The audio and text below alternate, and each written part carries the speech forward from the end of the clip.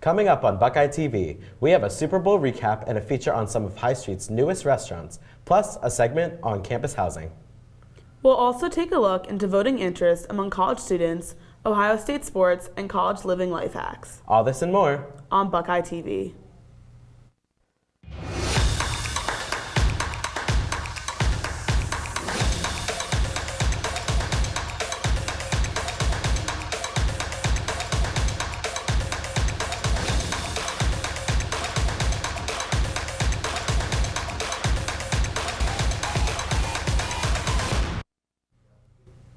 Good evening, everyone, and thanks for tuning into Buckeye TV. I'm Kevin Aguilera. And I'm Gabby Pine. And we've got a great show for you tonight here on Buckeye TV. Stay tuned for exclusive stories about taking place on Ohio State's campus and beyond. Up first, while the Super Bowl may have been a thing of the past for many sports fans are still talking about it. Reporter Nick DeSantis took to the streets of Columbus to talk to some football fans about their attitudes toward the day of the game. With the big game coming up this Sunday, fans all over the city of Columbus are scattering to many different grocery stores to prepare for their upcoming festivities. I'm here outside one of those stores to talk with some fans about what they're going to be doing and what food they'll be eating.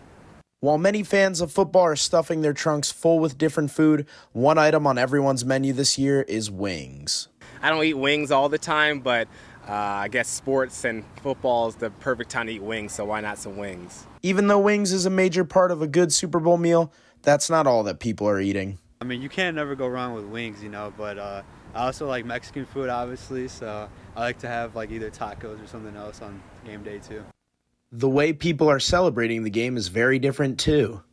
For the big game, I'm actually going to a buddy's apartment. We're going to have some friends over, just drink and have some foods over there, watch the game together.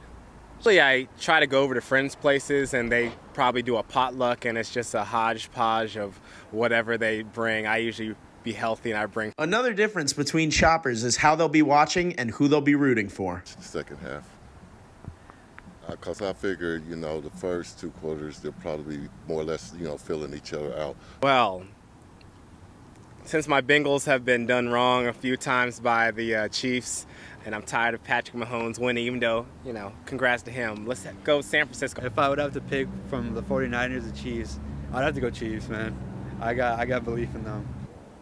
As you can see, fans will be enjoying the game from many different places and will be enjoying many different kinds of food. I'm Nick DeSantis with Buckeye TV. Thanks, Nick. Speaking of the Super Bowl, one of the big draws for many viewers was actually unrelated to football entirely, Taylor Swift. Yes, Swift, who is dating Kansas City Chiefs tight end Travis Kelce, made an appearance at the game to support Kelce.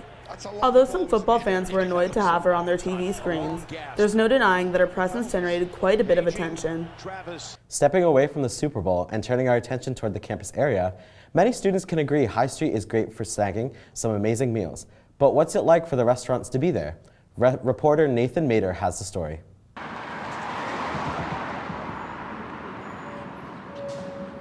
High Street has become a staple of Ohio State due to its plethora of bars, restaurants, and entertainment. But as the scene grows and develops, businesses come in wanting a piece of the pie, asking the question, what's it like being a new restaurant on High Street? Smash Burger, which opened in August of 2023, and Dave's Hot Chicken, which opened 4 months later, were asked about their experiences. Ben Carter, a general manager for Dave's, said the unique foot traffic of a college campus reduces the need for advertising and allows for unique hours. So at all hours of the day, they're either going to classes or they're going out. So that's the main difference, I think, is just kind of the free word of mouth that you get just by having so much walking, so much foot traffic around the location. And then word of mouth really spreads from there on a college campus. Like, hey man, have you seen that new Dave's Hot Chicken? Have you tried it out yet? Let's go do it. And then you just never know when you get a group of 10 walking in, right? So that's, it's very interesting. It's a very interesting flow of business that you don't see in a whole lot of other places. Cameron Manuel, a first year in political science and a Smashburger employee, said he's experienced the many changes Smashburger has made while adapting to its large student demographic. Because this is one of the first locations to be on or near a college campus, so I think we've adapted a lot to that. We just got Buckeye ID recently, last week, a couple weeks ago. So we get a lot more college students coming in, but we've also done a lot more. We've got multiple, like way more TVs in here than we used to for game days and stuff like that. People can come in and watch the game, things like that. We just sort of adapted to our environment being on a college campus. As High Street evolves and restaurants come and go, the best thing to do is just to enjoy them while they're here. I'm Nathan Mader with BuckeyeTV, and thanks for watching. Thanks, Nathan. We'll be right back on Buckeye TV with a look into students' attitudes towards on-campus versus off-campus housing, as well as their outlook on the importance of participating in elections, such as the upcoming Ohio primaries or the U.S. presidential election. These stories and more after the break.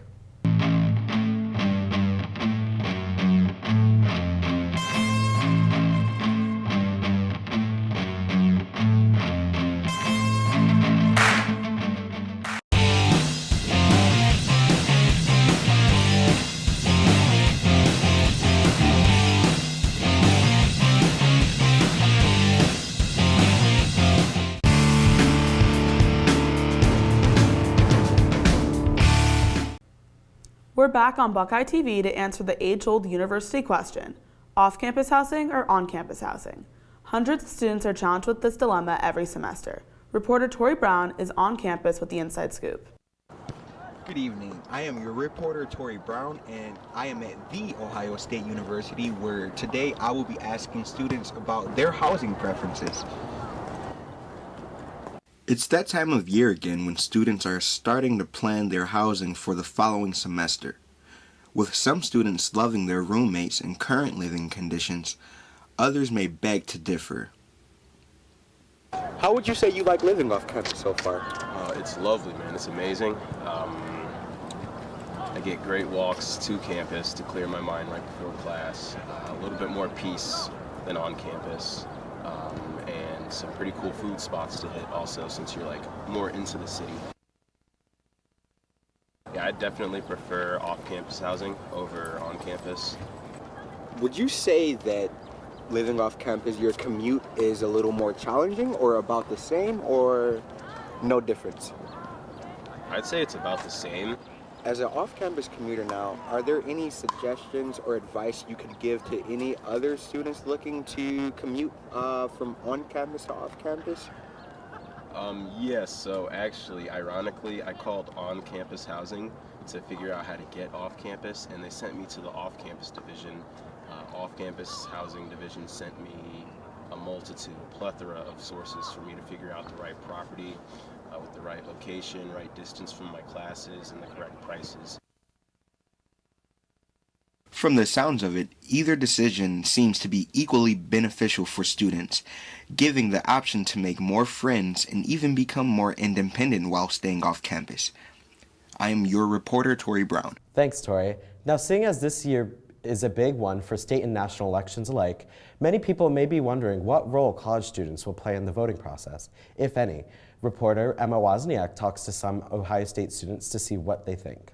Hi, I'm here with Buckeye TV, and today we're on Ohio State's Oval to talk to students about their political engagement. With 2024 being the U.S. presidential election year and the Ohio primaries coming up in March, let's find out if college students are planning to vote or if politics is even something that they care about at this stage of their lives. According to the Institute for Democracy in Higher Education, the 2020 presidential election had the highest turnout of any U.S. national election since 1900, coming in at 67% of the voting-eligible population. Among the college-age demographic specifically, voter turnout was a similarly record high at 66%, indicating that contrary to what many believe, college students are indeed invested in democracy. Why do you think it's important for college students specifically to be involved in elections and politics? I think we're kind of the ones that are gonna live in the world and be responsible for what happens, and our actions have consequences later. I think it's important because they should know what's going on and know who's actually making the decisions for wherever they live. I think that they should have the say, or have the, option to have a say in what's going on in their government. Growing up, both my parents voted. I've taken a law class and then some government classes.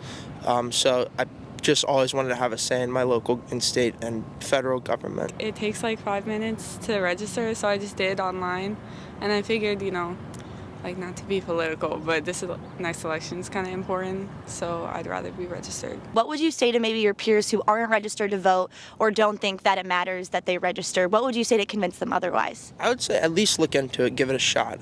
It took me, a couple of months to actually look into it and do some research, but once I saw what exactly was happening and how everything worked, I was all for it, and it definitely convinced me to go ahead and register to vote. Obviously, it's your choice, but I think it's better to be registered because, it's better than just not doing anything. You don't really make a statement or accomplish anything by not being registered. This has been Emma Wozniak with Buckeye TV. Thanks for watching and have a great day. Thanks, Emma. Speaking of voting, let's talk about what's going on with this year's presidential candidates and what we need to know about important upcoming election dates. The only Republican presidential candidate still in the race to take on President Joe Biden in November 2024 are former President Donald Trump and former South Carolina Governor Nikki Haley. When it comes to Trump, the former president is still denying his loss in the 2020 election and, as of August 2023, faces 91 criminal charges across 4 separate cases involving his alleged mishandling of classified documents after leaving office in his efforts to overturn the 2020 election result. If re-elected, Trump has vowed to end illegal immigration, to crack down on gender-affirming care and other transgender rights, and to have settled the war between Russia and Ukraine, among other policies. The alternative Republican candidate, Haley, is calling for a new generation of Republican Party leadership, with a campaign that focuses heavily on economic responsibility, national security, and also strengthening the southern border. If she's successful in the primary, Haley would be the first woman and the first Asian American nominated by the party for president. The Republican National Convention, where the party will select its next presidential nominee, will take place July 15th through 18th in Milwaukee, Wisconsin. The first general election presidential debate will be on September 16th, with the second and third debates following on October 1st and 9th. And the fateful election day, of course, will be on November 5th. If you're over 18 years old, make sure to get a head start and register to vote now. Once we come back from the break, we'll turn our attention toward Buckeye sports with a focus on the ski and football teams here at Ohio State, plus a look into how the Buckeye community is feeling about Ohio State's head basketball coach. We'll be back after the break.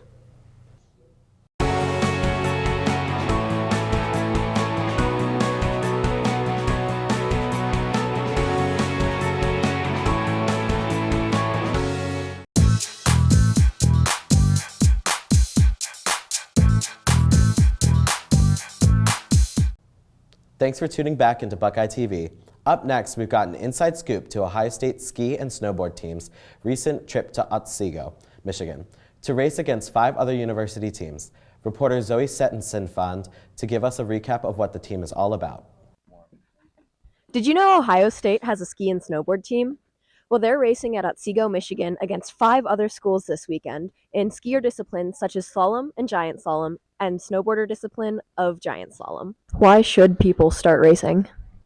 I think it's really just to try something new, especially at Ohio State. It's not the highest stakes event. You get to go out a good amount though, especially like early in the spring semester.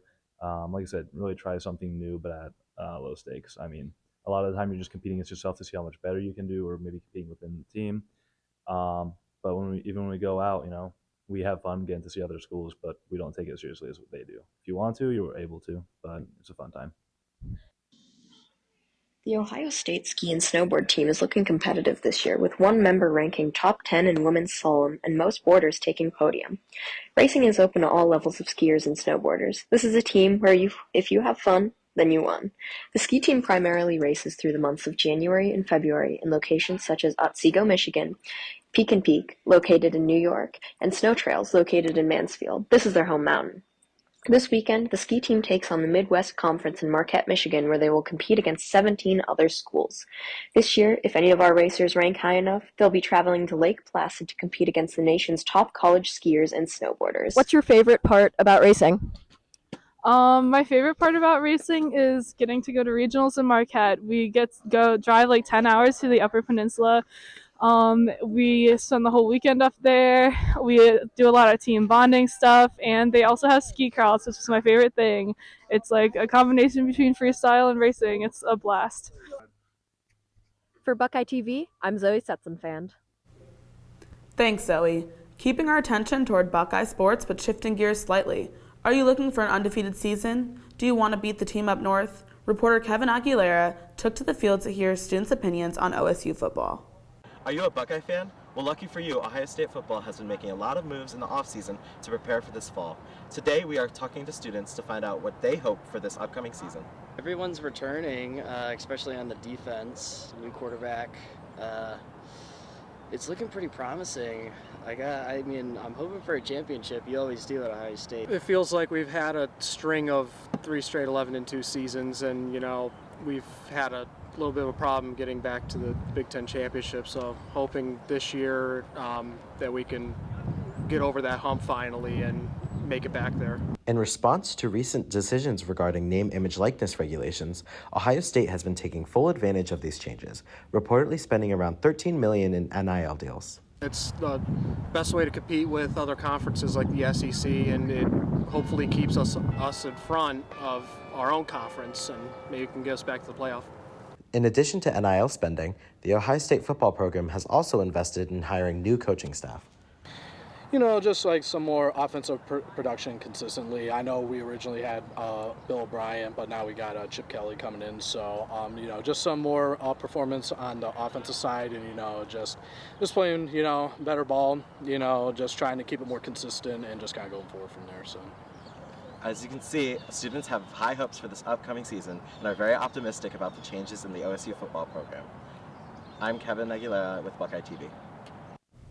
Now, beyond ski and snowboard and football, many Ohio State fans are tuning into men's basketball in light of head coach Chris Holtmann being fired last week after garnering some negative buzz over his largely unsuccessful career with the Buckeyes. You're right, and in fact, many Ohio State fans have actually been calling for the now former head coach's firing since January 2020, when the Buckeyes had a shockingly poor record of 2-5.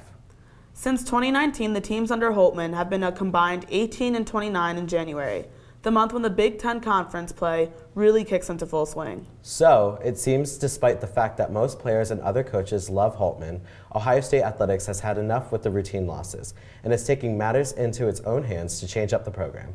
In the meantime, the Buckeyes have named assistant coach Jake Diebler the interim men's basketball head coach until a new head coach can be found, which won't take place until after the 2024 season comes to an end. And Ohio State fans were excited to watch as Diebler led the Buckeyes to a major upset win against number 2 team Purdue on Sunday, leaving the Buckeye spirits high in the wake of Holtmann's absence. When we come back from our last break, we'll be focusing in on some life hacks for college students, including ways to manage stress and be successful as a university student. Stay tuned for the story after we come back.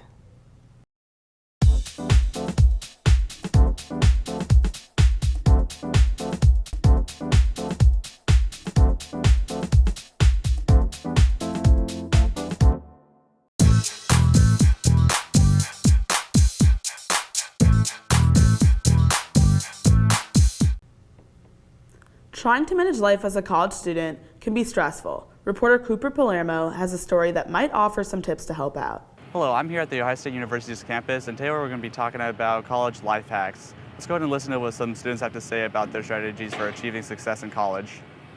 As a student, managing time effectively is extremely important. What are some of the strategies that you personally find effective for organizing and utilizing your time effectively? One technique I often rely on is dividing my tasks into more manageable portions. I find it helpful to use a planner to schedule my study sessions and establish deadlines for completing assignments. When I prioritize my tasks by urgency and significance, I am able to maintain organization and stay focused. Creating a study environment can have an impact on productivity. What strategies do you employ to maximize the effectiveness of your study space? For me, it's really important to minimize any distractions and set up a cozy space. I like to have a clean and organized study area where I can easily access all the materials I need. I usually like soft lighting, comfortable furniture, and noise-canceling headphones for staying concentrated and getting things done efficiently. In this day of age, digital tools have become a part of college life. I'm curious to know, what are some tech tips that you personally find useful for managing your responsibilities effectively?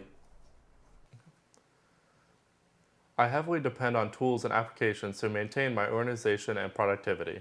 From apps that assist with note-taking to tools geared towards time management. These apps help me to effectively manage my assignments, deadlines, and study materials. Hearing from these students, the tips they share sounds like it really makes a difference. If you put these to practice, I'm sure it'll help you both academically and personally. Thanks, Cooper. This has been Buckeye TV reporting on Ohio State and beyond. Thanks for watching, and be sure to tune in Thursday for another exciting show. I'm Kevin Aguilera. And I'm Gabby Pine. And we'll see you next time. Have a great day.